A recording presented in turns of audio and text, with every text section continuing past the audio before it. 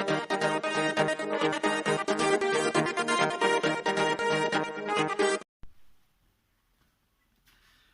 Students, मैं तौफीक खान आपका अपनी इस केमिस्ट्री की क्लास में बच्चों बहुत बहुत स्वागत करता हूं।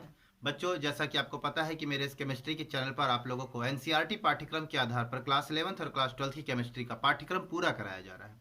तो यदि आप चैनल पर नए हैं तो चैनल को सब्सक्राइब करें और लाइक करना ना भूलें। बच्चों, आज हम लोगों की जो क्लास है वो है क्लास 11th की क्लास, और हम लोग पहली बुक पढ़ रहे हैं और पहली बुक का पहला लेसन पढ़ रहे हैं रसायन विज्ञान की मूलभूत अवधारणा। इसी के अंतर्गत अब हम लोगों का जो अगला टॉपिक है ये है मोल कॉन्सेप्ट, मोल अवधारणा। ठीक है, चलिए आज इसी को पढ़ेंगे हम लोग। मोल अवधारणा, मोल अवधारणा हम लोग पढ़ेंगे। ठीक है, मोल अवधारणा। बच्चों चलिए, क्या है ये मोल कॉन्सेप्ट? तो मैं कुछ पहली बात बताता हूं। मोल क्या है?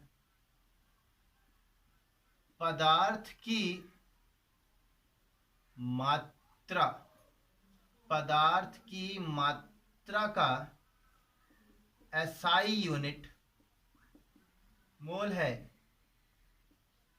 ठीक है बच्चों,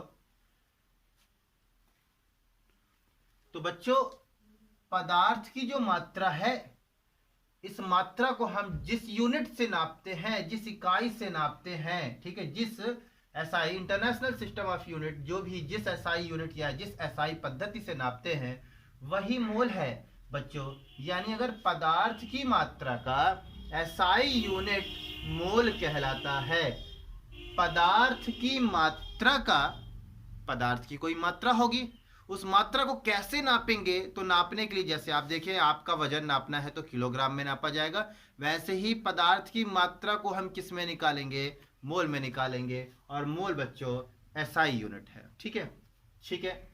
अभी थोड़ा सा यदि दिक्कत हो रहा होगा तो मैं आपको और बढ़िया क्लियर कर दूंगा बच्चों। एक एग्जांपल से मैं आपको क्लियर करता हूं बच्चों। एक दर्जन नाम लिया बच्चों तो दिमाग पे आता है 12 पीस, 12 नग। मैंने बात किया एक सैकड़ा तो दिमाग पे बात आती है एक सैकड़ा का मतलब 100। मैंने कहा एक सहस्त्र, एक सहस्त्र तो दिमाग पे आता है 1000। मैंने कहा एक कोरी, एक कोरी वर्ड कहा तो 20 नग आ गए। मेरा कहने का मतलब मैं आपको क्या बता रहा हूं बच्चों, एक वर्ड है, एक दर्जन बोलते ही दिमाग पे 12 पीस आता है, 2 दर्जन बोलते ही 12 पीस आता है। मैंने कहा 1 दर्जन केला चाहिए तो तुरंत दुकान वाला 12 पीस देगा। मैंने कहा मुझे 2 दर्जन अंडे चाहिए तो मुझे 24 अंडे गिन के देगा। ठीक है, इसका मतलब इसी प्रकार जैसे भाई एक सैकड़ा शब्द आ गया है, तो जैसे होता है क्या है, नींबू अपन लोग लेने जाते हैं, 1-2 नींबू लेते हैं तो चलिए कोई बात नहीं। वहीं पर यदि नींबू की संख्या ज्यादा लेनी होती है तो हम उससे कहते हैं भाई 2 सैकड़ा दे दो, 3 सैकड़ा दे दो, है ना। 2 सैकड़ा बोल दिया तो 200 आ गया। इसी का मतलब बेटा हमारे पास कुछ वर्ड है जो किसी संख्या को बताते हैं। तो जैसे 1 दर्जन पर 12, एक सैकड़े पर 100, एक सहस्त्र पर 1000, एक कोरी पर 20, तो बेटा उसी प्रकार एक मोल भी होता है। ये देखिए अभी समझ में आएगा। उसी प्रकार एक मोल भी होता है। तो जैसे 1 दर्जन बराबर 12, एक सैकड़ा बराबर 100, उसी प्रकार एक मोल बराबर होता है 6.022 इंटू 10 की पावर 23 बच्चों। देखिए कितना बड़ा नंबर आएगा बच्चों, अगर इसका मल्टीप्लाई करेंगे आप इसके साथ तो कितना बड़ा नंबर आएगा। तो सोचिए भाई, कोई पदार्थ है, उस पदार्थ में क्या होते हैं? अणुएं होती हैं, परमाणुएं होती हैं, आयनें होती हैं, उनकी संख्या बहुत ज़्यादा होती है। उनकी संख्या को कैसे बताएं? तो ठीक है, ये है आपके लिए एक मोल जो होगा किसी भी पदार्थ की, एक मोल की जो मात्रा होगी उस पदार्थ में इतनी संख्या होती है बच्चों। ठीक है, इस संख्या को एक वैज्ञानिक ने, एवोगैड्रो ने खोजा था। ठीक है, इसीलिए इसे नंबर ऑफ एवोगैड्रो भी बोलते हैं। इसको बच्चों हम लोग Na से दर्शाते हैं, नंबर ऑफ एवोगैड्रो। ठीक है, चलिए तो बच्चों मैंने आपको बताया कि एक मोल बराबर इतनी संख्या होती है। तो मैं आपको बताऊं, मोल को स्मॉल n से दर्शाते हैं। मोल को स्मॉल n से दर्शाते हैं।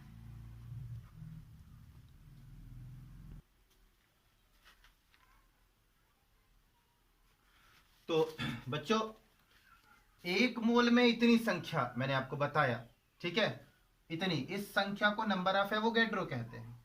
बच्चों, मोल को स्मॉल n से दर्शाते हैं, ठीक है। तो अभी आपको मैंने कुछ बताया कि पदार्थ की मात्रा का SI यूनिट, यानी किसी पदार्थ की मात्रा को नापने की एक यूनिट है बच्चों मोल। किसी पदार्थ की मात्रा को मेजर करने की एक यूनिट है मोल SI पद्धति में, ठीक है। तो आगे बढ़ते हैं, ये आपको समझ में आया होगा। अभी मैं आपको इसकी डेफिनेशन बताता हूं, ठीक है। C12 परमाणु के 12 ग्राम में उपस्थित परमाणु की संख्या 1 मोल होती है।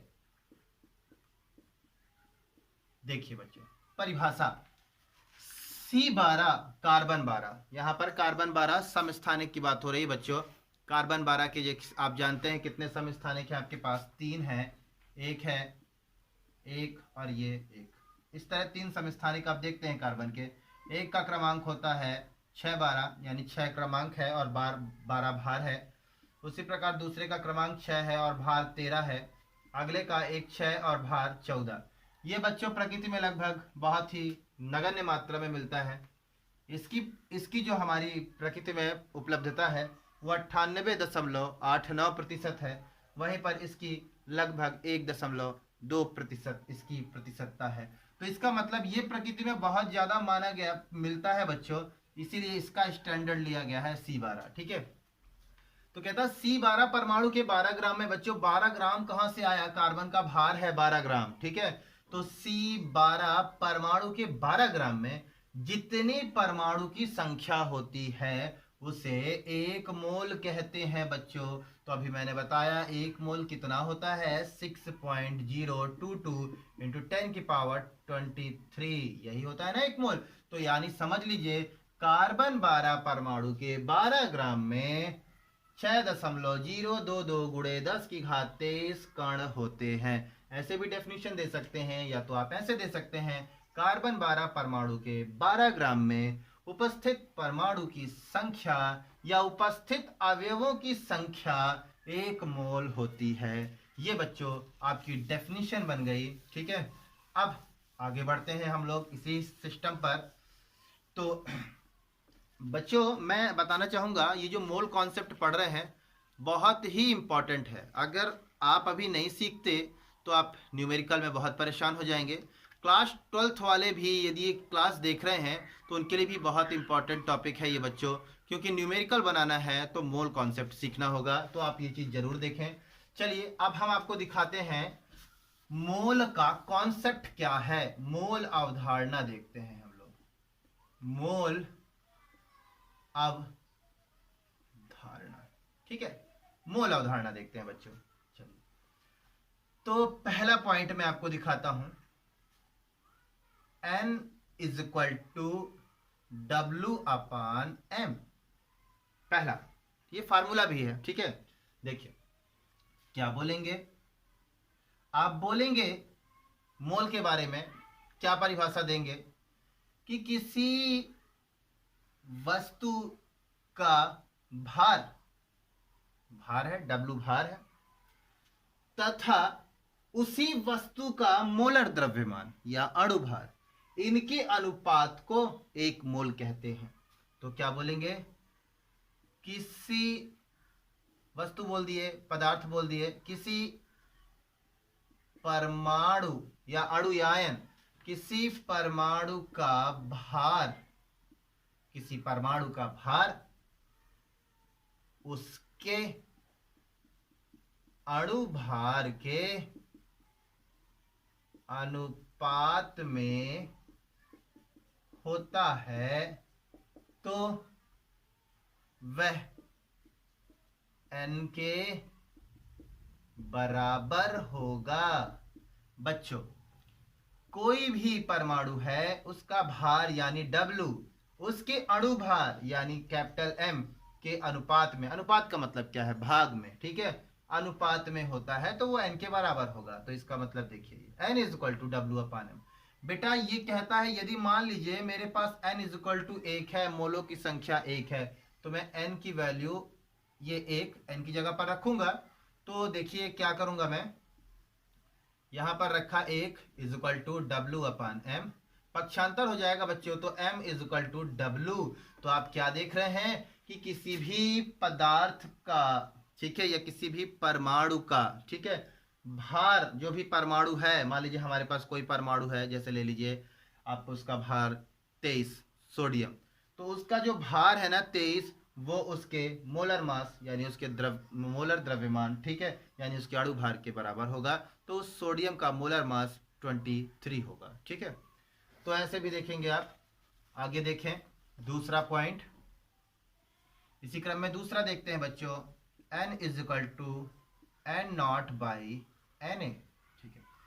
क्या कहता है ये दूसरा कॉन्सेप्ट बच्चों, किसी वस्तु में उपस्थित पदार्थ की संख्या, बच्चों एन नॉट पदार्थ की संख्या है, ठीक है, किसी वस्तु में उपस्थित पदार्थों की संख्या यानी पदार्थों की संख्या, पदार्थों की संख्या एवोगैद्रो संख्या के अनुपात में होती है तो वह 1 मोल के बराबर होगी। बच्चों पदार्थ की संख्या यानी एन नॉट, पदार्थ की संख्या नंबर ऑफ एवोगैड्रो यानी Na के अनुपात में होगी, अर्थात भाग में होगी, तो वह 1 मोल के बराबर है। देखिए यदि मैं कहूं मेरे पास n इज इक्वल टू 1 है तो मैं n की जगह 1 रख दूंगा, एन नॉट बाई Na। अब इसका पक्षांतर करेंगे तो Na is equal to N naught, यानी किसी पदार्थ में जो कण उपस्थित होते हैं ना वो एवोगैद्रो संख्या के बराबर होते हैं, ये बात कह रहा है, ठीक है। फिर इसी क्रम पर आगे बढ़ेंगे हम लोग।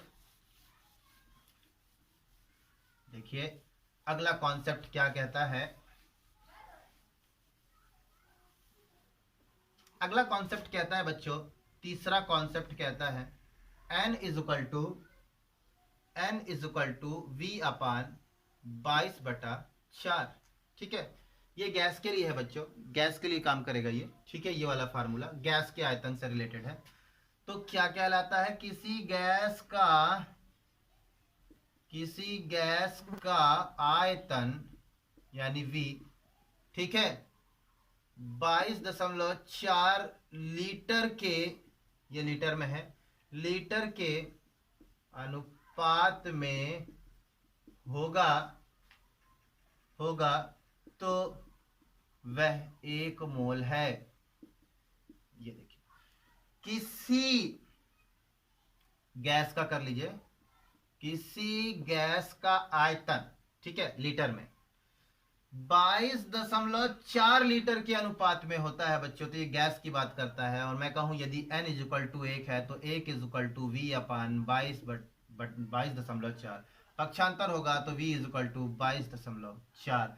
तो आप क्या देख रहे हैं, किसी गैस का जो आयतन होता है ना वो बच्चों 22.4 लीटर के बराबर होता है, ठीक है। ये चीज आपको याद रखनी है, यानी 1 मोल जो है, 1 मोल गैस जो है उसका आयतन किसके बराबर होता है, 22.4 लीटर के बराबर होता है, ठीक है। इसके बाद इसी के क्रम में एक चीज और बढ़ा सकते थे हम लोग, जैसे कि मैंने अभी आपको बताया कि कोई भी पदार्थ, चौथा पॉइंट आप लिख सकते हैं इस पर, ठीक है, कोई भी पदार्थ परमाणु, अणु या आयन से मिलकर बना है, जिसके पदार्थ की मात्रा मात्रा को मोल में व्यक्त करते हैं। बच्चों, कोई भी पदार्थ होगा वो निश्चित तौर पर परमाणु, अणु या आयन से बना होगा, ठीक है। तो उसमें जितने भी पदार्थ की मात्रा है, उस पदार्थ को हम किससे व्यक्त करते हैं? उस पदार्थ की मात्रा को हम किससे व्यक्त करते हैं? मोल में व्यक्त करते हैं। मोलों की संख्या के द्वारा वो चीज हम निकालते हैं बच्चों, ठीक है। तो ये तो हो गया हमारा मोल कॉन्सेप्ट। अब अभी बच्चों इस पर हम लोग कुछ न्यूमेरिकल्स देखते हैं ताकि आप इस पर न्यूमेरिकल्स बना सकें। तो एक न्यूमेरिकल मैं लिखता हूं, समझिएगा। 5 ग्राम कास्टिक सोडा, 5 ग्राम कास्टिक सोडा के मोलों की संख्या ज्ञात करो। बच्चों ये पूछ रहा है, ठीक है। तो मतलब 5 ग्राम दिया है बच्चों, इसका मतलब W दिया है 5 ग्राम, ठीक है। कास्टिक सोडा हमको पता है, इसका फार्मूला होता है बच्चों NaOH, कास्टिक सोडा। तो हमको कास्टिक सोडा का यदि फार्मूला पता है तो इससे हम इसका M भी निकाल सकते हैं, मोलर मास। तो ये हो जाएगा 23, ये हो जाएगा 16, ये हो जाएगा 1। टोटल NaOH का M कितना आएगा? 40।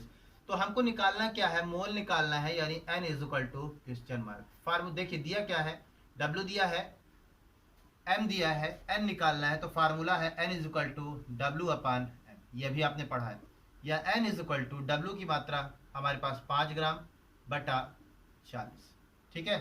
फिर इसे आप हल करेंगे तो ये हो जाएगा 1/8। N = 1/8, जिसको इधर से आप भाग देंगे तो ये हो जाएगा 0.125 मोल। चूंकि मोल है इसकी यूनिट, मोल लिखेंगे, ठीक है। ऐसे इस तरह का न्यूमेरिकल बनाएंगे। और देखिए सभी में मैं आपको एक एक प्रयास करवा देता हूं, फिर आप इस प्रकार क्वेश्चन को घर पर बनाकर अभ्यास जरूर कीजिएगा। चलिए दूसरा क्वेश्चन मैं आपको बताता हूं। 1.5 ग्राम यूरिया, ठीक है, यूरिया का द्रव्यमान ज्ञात करो। देखिए कितने छोटे छोटे प्रश्न होते हैं। द्रव्यमान ज्ञात करना है बच्चों, इसका मतलब M निकालना है, ठीक है।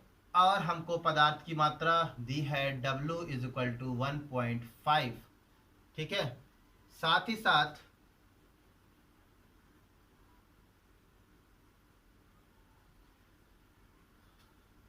M द्रव्यमान ज्ञात करना है ना। 1.5 ग्राम यूरिया का द्रव्यमान, प्रश्न थोड़ा सा मेरे ख्याल से गलत लिख गया है। 1.5 ग्राम यूरिया का, 1.5 ग्राम यूरिया के मोलों की संख्या ज्ञात करो, ये होगा प्रश्न। क्यों पता है बेटा? क्योंकि द्रव्यमान पूछ रहा था तो द्रव्यमान तो निकाल सकते हैं ना भाई। यूरिया NH2CO NH2, नाइट्रोजन का भार लिखेंगे, हाइड्रोजन का भार, कार्बन का, ऑक्सीजन का, नाइट्रोजन का, हाइड्रोजन का भार लिख के जोड़ देंगे, द्रव्यमान तो निकाल लेंगे। तो ये होना चाहिए प्रश्न, ठीक है। तो बच्चों इसका M होता है 60, इसका फार्मूला होता है NH2CO NH2, NH2CO NH2। इसका भार, इनका भार, सभी का भार लिखकर जोड़ लीजिएगा, जोड़ने के बाद देखिएगा 60 आएगा, ठीक है बच्चों। तो W = 1.5 है और ये है। तो मोलों की संख्या N = तो N = W/M हो जाएगा। W है आपका 1.5/60, ठीक है। अभी इसको आप डिवाइड दे दीजिएगा। डिवाइड देने के बाद 1 मिनट, ये 1.5 नहीं है, 15 है बच्चों, 15, ये 15 था, 15 ग्राम था, ठीक है। हो गया। अगर आप 1.5 भी रख रहे हैं तो भी हल हो जाएगा, किताब में 15 है, ठीक है। तो ये ऐसे कर दीजिए, N = 1/4, तो ये बन जाएगा बेटा 0.2 0.25। ठीक है, तो इसकी भी यूनिट क्या है, मोल, क्योंकि आपको पता है एन क्या है, मोल। ठीक है, तो मोल यूनिट है। ये इस प्रकार इसको हल करेंगे। चलिए बच्चों, इसी क्रम में अब देखते हैं कि अगला प्रश्न हम लोग कैसे हल करेंगे। तो तीसरा प्रश्न देखें, 2 मोल ग्लूकोस 2 मोल ग्लूकोस के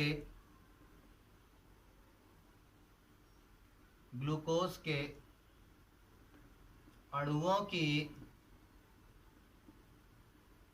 संख्या ज्ञात करो। बच्चों, अणुओं की संख्या पूछ रहा है, इसका मतलब एन नॉट पूछ रहा है। ठीक है, और मोलों की संख्या दी है, N is equal to 2 mole. ठीक है, तो हमारे पास फार्मूला क्या है, N is equal to N naught by N A, है ना बच्चों। तो एन नॉट ही निकालना है, और एन ए की वैल्यू पता है 6.022 इंटू 10⁻23। तो एन कितना है, 2 बराबर N naught by N A की वैल्यू रख दीजिए 6.022 इंटू 10⁻23। इसको बच्चों आप पक्षांतर कर लीजिए तो बनेगा N naught is equal to 2 into 6.022 into 10⁻23। फिर इसको आप हल करिए तो ये आ जाएगा 12.044 समथिंग इंटू 10⁻23। तो एन नॉट मिल गया हमको। ठीक है, ग्लूकोज यानी 2 मोल ग्लूकोज में पदार्थों की या अणुओं की संख्या इतनी होगी। 2 मोल ग्लूकोज में अणु की संख्या इतनी होगी। तो यहाँ पर आप लिख सकते हैं अणुएं। ठीक है, चलिए आगे देखते हैं अगला प्रश्न। इसी क्रम पर अगला प्रश्न देखेंगे, 2 मोल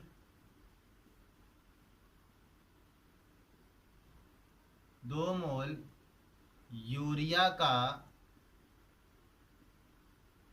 द्रव्यमान ज्ञात करो। ठीक है बच्चों, 2 मोल यूरिया का द्रव्यमान ज्ञात करो। एन दिया है, N is equal to 2। Urea का द्रव्यमान यानी एम पूछ रहा है, क्वेश्चन मार्क। ठीक है,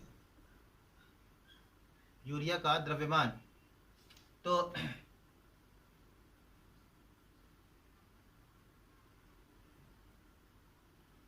ठीक है, द्रव्यमान यूरिया का भार, ये 2 मोल यूरिया का भार ज्ञात करो।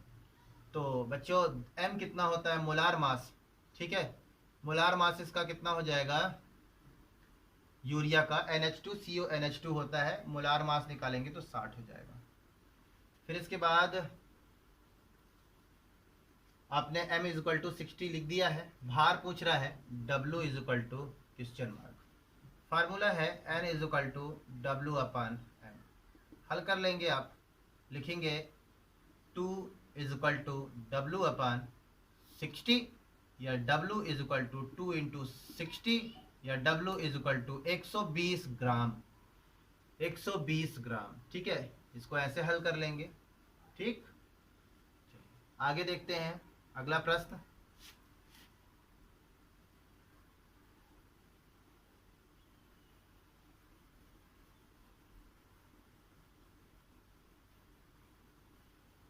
अगला प्रश्न देखिए क्या बनाते हैं हम लोग। लिखते हैं 3 मोल अमोनिया 3 मोल अमोनिया गैस का STP standard temperature and pressure STP पर आयतन क्या होगा। ठीक है बच्चों, थोड़ा सा STP की बात कर लेते हैं। STP का पूरा नाम होता है स्टैंडर्ड टेम्परेचर एंड प्रेशर। ठीक है, इसमें जो टेम्परेचर होता है ना सेल्सियस में, वो 25 डिग्री सेंटीग्रेड तथा वायुमंडलीय दाब 1 होता है। इसी के बाद एक एनटीपी भी होता है, नॉर्मल टेम्परेचर एंड प्रेशर। उसमें जो टेम्परेचर होता है सेल्सियस में 0 डिग्री सेंटीग्रेड होता है और वायुमंडलीय दाब 1 होता है, ये आप याद रखेंगे। तो एन इज इक्वल टू, चूंकि गैस की बात हो रहा है तो V अपान 22/4 ये वाला फार्मूला लगेगा, क्योंकि मैंने बताया था N is equal to V/22.4 ये गैस के लिए लगेगा। ठीक है, तो अभी क्या है, कितने मोल है, 3 मोल।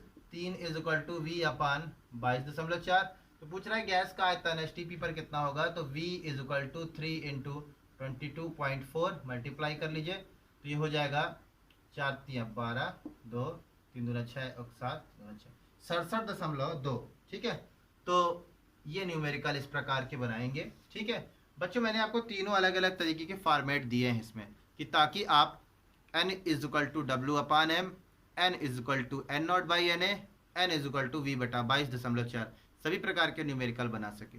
उम्मीद है आपको मेरी क्लास समझ में आई होगी। यदि कोई दिक्कत रही या कोई चीज़ ना समझ में आई हो तो आप कमेंट बॉक्स पर भी लिख सकते हैं, उसे सॉल्व किया जाएगा, या तो आप मेरे पर्सनल नंबर जो कि वीडियो के डिस्क्रिप्शन पर होगा उसमें भी आप अपनी परेशानी को लिख कर भेज सकते हैं और उसका निवारण किया जाएगा। धन्यवाद।